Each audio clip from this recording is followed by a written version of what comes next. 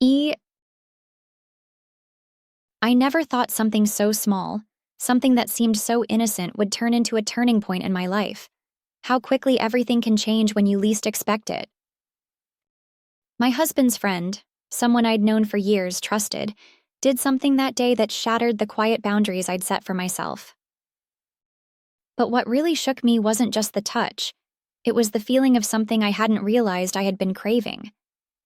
How could a simple massage go from something innocent to something unforgettable, and why did I let it happen?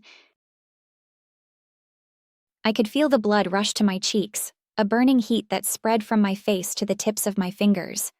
The silence between us was deafening.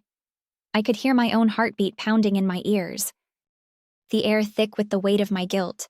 I had no idea what to say, no idea how to make this better. The words were trapped in my throat, choked by the fear that my husband, my good husband, would never look at me the same way again. "Is everything okay?" he repeated, stepping closer. His voice was steady, but there was something else beneath the calmness, something I hadn't noticed before. Was it suspicion? Doubt?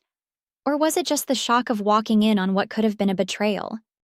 I looked at Mark, who had gone completely still, his face betraying nothing. He didn't look guilty, not like I felt. He looked distant, detached, as if he was waiting for someone else to make the first move.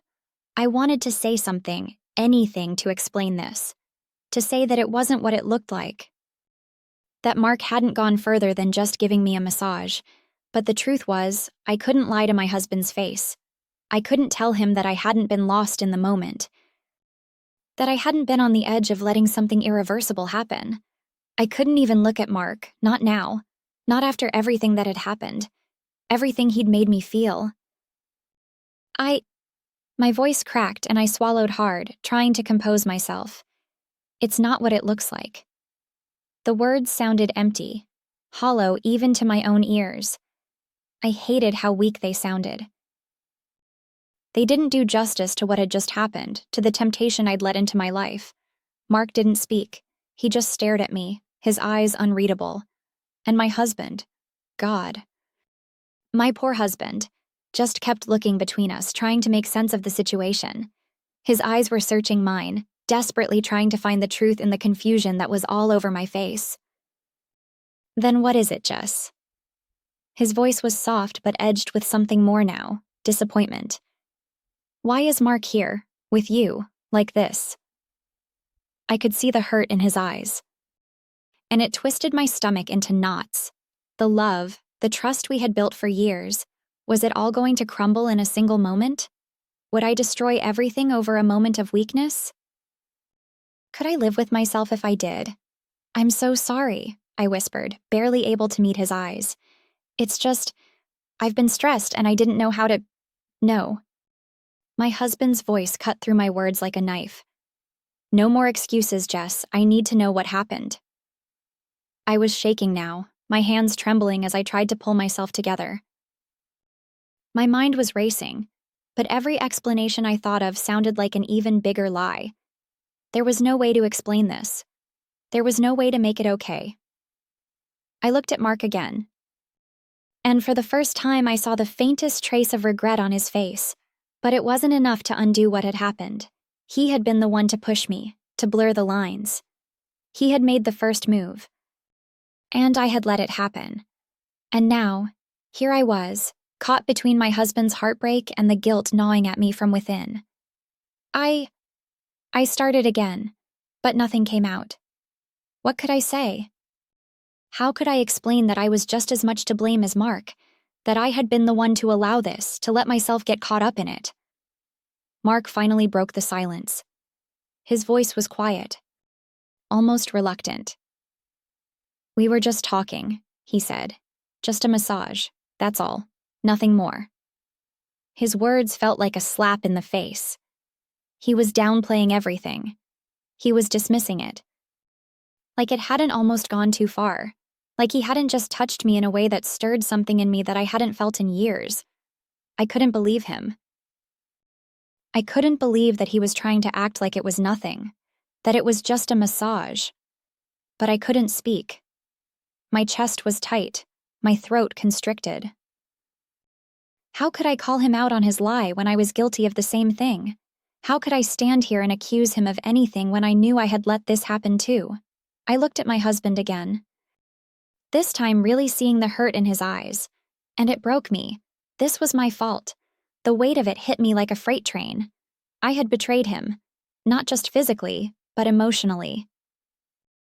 I had crossed a line, and no matter how hard I tried to justify it, there was no taking it back.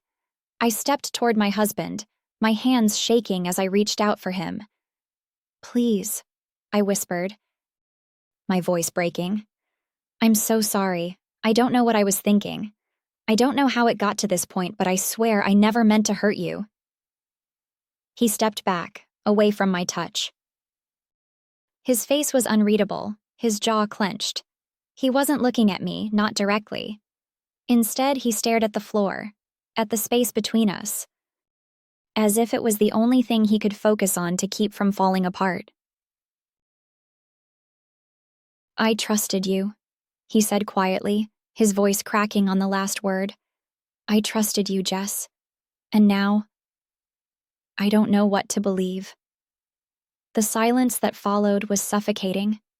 The love we had shared, the foundation of our marriage, it was all crumbling in front of me. I had no way of putting it back together.